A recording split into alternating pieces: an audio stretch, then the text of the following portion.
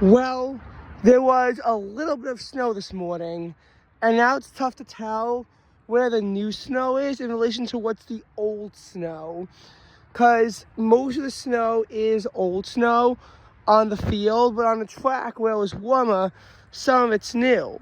But again, it's really hard to tell where it's new and where it's old.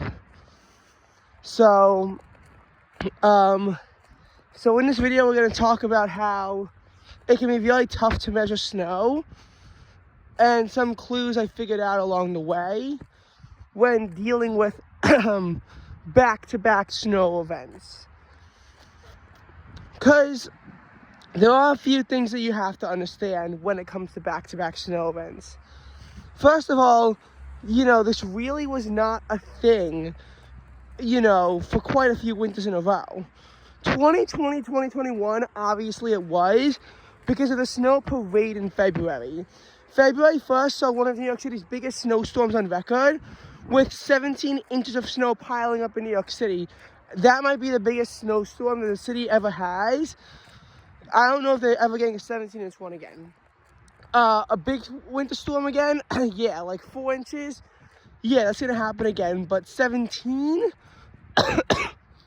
That's kind of doubtful. That is pretty doubtful. February 6th to 7th then saw an additional 5 inches pile up in the city. And then when it seemed like most of it was melted, February 18th to 19th came in clutch and dropped another 4 inches of snow in the city.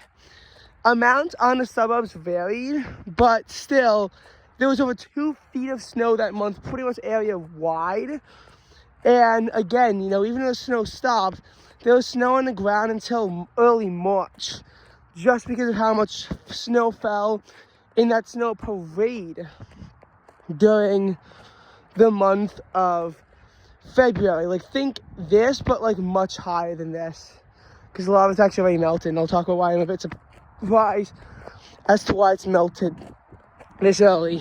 But that's that. And by the way, all the snow is old snow. If I could show you a sidewalk with snow, that will be new snow.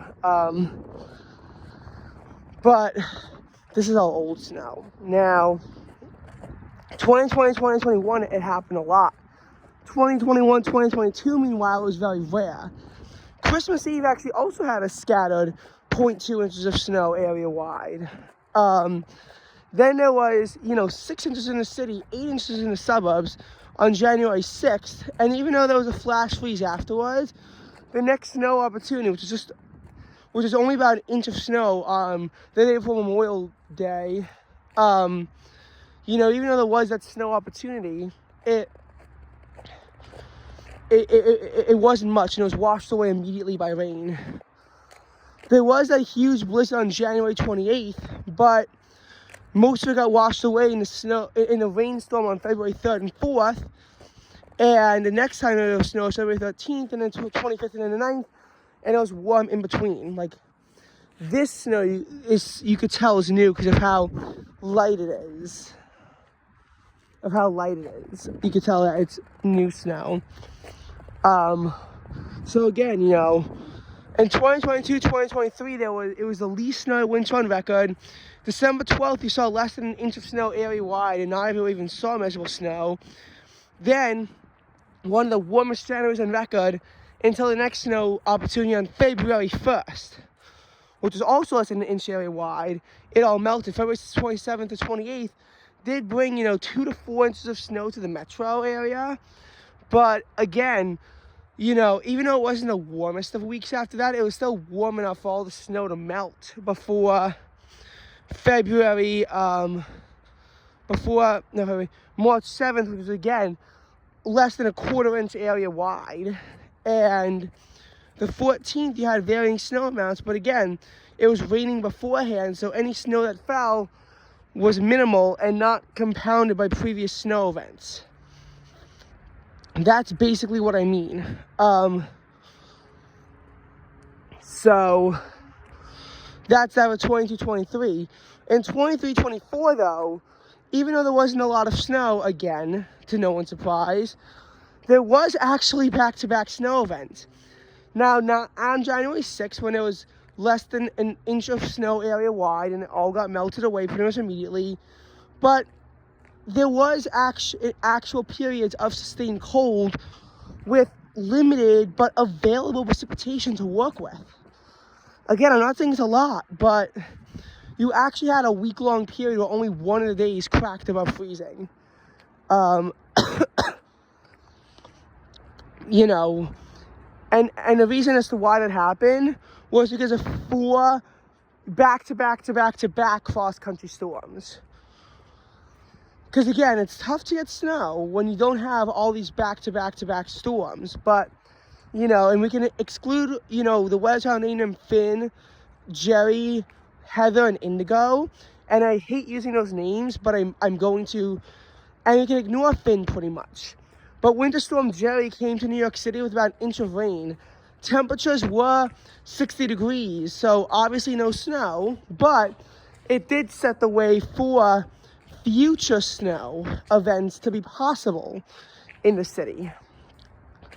Heather came through 15th to 16th, dropped about 2 inches area wide. Again, not a lot of snow to work with, but some. Some of it melted down, but again, the period of sustained cold kept most of the snow in line. Most of the snow stayed. And then again, about a half inch of snow fell on January 19th, further adding on to the totals. Most of it hadn't melted, and it was very tough to tell what was new versus old. I couldn't even measure it. At least this time I remembered which areas were snow-free beforehand, so I could measure it. I learned my lesson after the 19th. I'll just put it that way. Not that it was that much snow anyway. And then it happened again, as you know, over 3 inches of snow falls on February 13th. Some areas pick up, you know, just some insane amounts of snow. You know, some areas pick up like over 8 inches of snow in the suburbs. And then on the 17th, you see another, you know, snow ranging from 2 to 6 inches, depending on how far south you are. And most of the snow on the 13th hadn't melted. It wasn't a cold wave per se, but temperatures were still mostly stuck in the 30s after the event, with lows dropping to the 20s. So it wasn't the warmest of weather. And again, and this is actually a perfect way I can show you where it's obvious where the new versus the old snow is. Because you look at this balcony area, which this is normally a school, but obviously Christmas break and all that. So this is all new snow, because you can tell it's on a colder surface that would have melted, and it's light. Like, you can see it's very light snow. This is old snow, because it's on colder surfaces, and it's the remnants of what came down on Saturday. Now, after February 17th, there was no snow in the city after that. This year was different. Now, December 5th did see a clipper bring up to an inch of snow in some suburbs, but not a single metro site happened to record any measurable snow, which I find a little hard to believe, but whatever. And then that was the 5th. Obviously, it all melted because it was washed away by rain, and temperatures did warm up after that. And then the 21st, we saw some snow, and none of it washed away until the 24th. Now, will there be a white Christmas? It's kind of doubtful. The snow depth in the city was only an inch. I don't think they're really adding that much to it with this. And has to be an inch of snow on Christmas. And even though it's not going to be 40 degrees like they said it could be, it's still going to be 37, and it's hostile for snow to survive. There will be no more rain, though. Precipitation totals were really light with this storm, too. They were light in both storms. We had decent ratios. But, you know, will there be a white Christmas? It's not the most likely, but it is a possibility. That I will for sure say. It's certainly possible for there to be a white Christmas with this much snow. And, you know, part of it is because I am surprised as to how much snow melted. Because you could even tell where the melters occurred in areas of heavier snow. But then you can see green, whereas most of the snow on the sidewalks, that's new snow. But again, 0.2 inches. And I'll say this is there was less snow that fell today than on the 20th. The only reason why the 20th went down to the trace of snow, I didn't see anything accumulate until the 21st, was because on the 20th, you were coming, oh my God, I almost slipped. You were coming off of a rainy, warm week, temps in the 40s for a lot of it, so not really conducive to snow. So yeah, had to wait for the ground to cool off first, which obviously by the morning of the 21st it did. This time the ground was already frigid, so the snow could start sticking immediately, because otherwise this would have been a trace. This would have been a trace if you weren't coming off of a cold wave. Though more might have picked up on the 21st in that scenario. Because again, on the 21st, your temperatures start off at around 33, and then it dipped below freezing.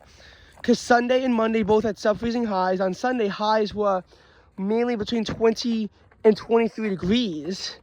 My location was 21 with a low of, 13, and it dropped down to 11 Monday. The high in my area rose to 34. Kennedy Airport also thawed on Monday. But most areas had highs in the 30 to 32 degree range. And as such, even though they didn't get a cold wave, they did see 2 days of sub-freezing highs. Mainly, maybe it briefly went above freezing, but it went right back to being below. So it's pretty much below freezing a lot of the past 72 hours, allowing it to stick. And again, today, today is going to feature a warm-up. I want to be very clear about that, but again, not warming up that much. So there still is, a lot of stuff for these storms to work with. And there still is a lot of snow that, there still is a lot of stuff that's to accumulate with. But again, if it's thicker, and on the grass it's probably old, sidewalks is probably new. I mean, that's how I had to figure it out. So I didn't make that mistake again.